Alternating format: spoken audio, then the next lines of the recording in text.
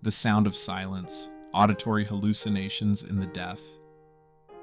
Imagine a life lived in total silence, not the kind we chase for peace, but a silence so complete, so uninterrupted, that even your own heartbeat feels distant.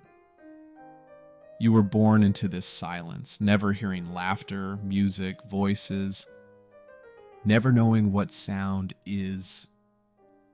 And then one day, without warning, you hear something, a whisper, a melody, a full symphony rising from nothing, rich, layered, alien, yet unmistakably sound.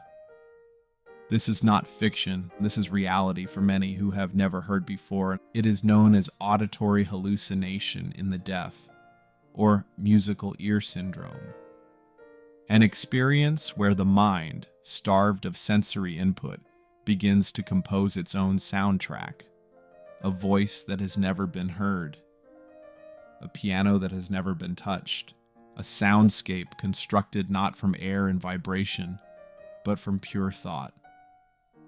Meet Emily, deaf since birth. She had never known the tone of a voice, and yet one day she heard her name, whispered from the silence. Then full sentences, conversations, arguments. She was alone, but not in her mind. Or Mark, also deaf from infancy. He described hearing violins, brass sections, entire orchestras rising and falling in concert.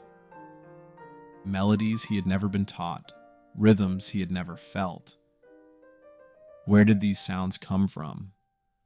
How could the brain produce an experience it has never known? The answer lies within the vast, untamed wilderness of the human brain.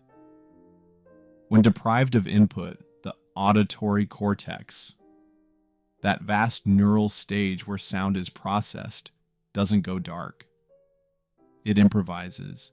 It lights up with spontaneous activity, firing patterns that coalesce into something extraordinary. It's as if the brain, desperate for stimulation, begins to whisper to itself.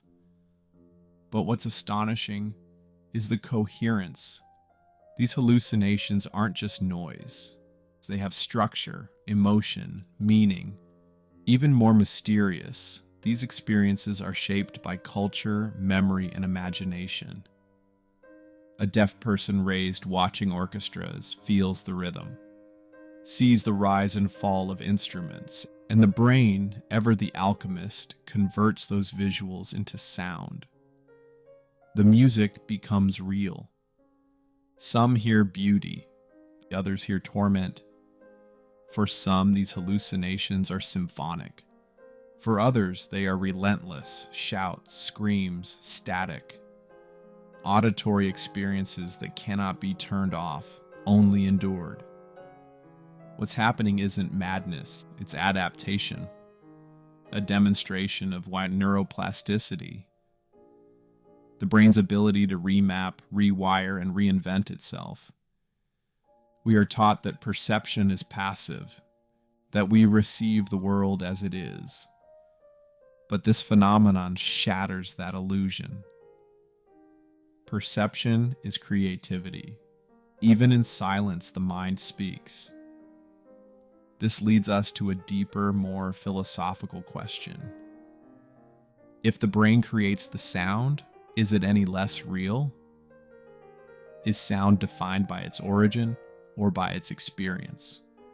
If Mark hears a symphony born entirely within his mind, is that less authentic than Beethoven's Ninth? Or is it more? Because it's a private concert, composed, conducted, and performed by his own subconscious. Now imagine a future, one where brain-computer interfaces evolve to the point where we can share these internal soundscapes, where the music within a deaf person's mind can be streamed directly into another's perception, where artificial intelligence helps refine and stabilize these hallucinations into transmittable art. What once was private becomes public. What once was silence becomes the next evolution of music. But this future brings unsettling implications too. If we can simulate sound perfectly within the mind, why limit ourselves to external reality at all? What happens when internal perception becomes more vivid than the world around us? When dreams sound better than truth? These hallucinations expose the illusion that reality is fixed. They remind us. We do not perceive the world as it is. We perceive it as the brain interprets it. And in absence, the brain creates. Therapists and scientists now see auditory hallucinations in the deaf not as delusion, but as narrative. The brain's way of telling its story. Without words, without noise, but not without voice. Treatment doesn't aim to silence these experiences, but to give them context.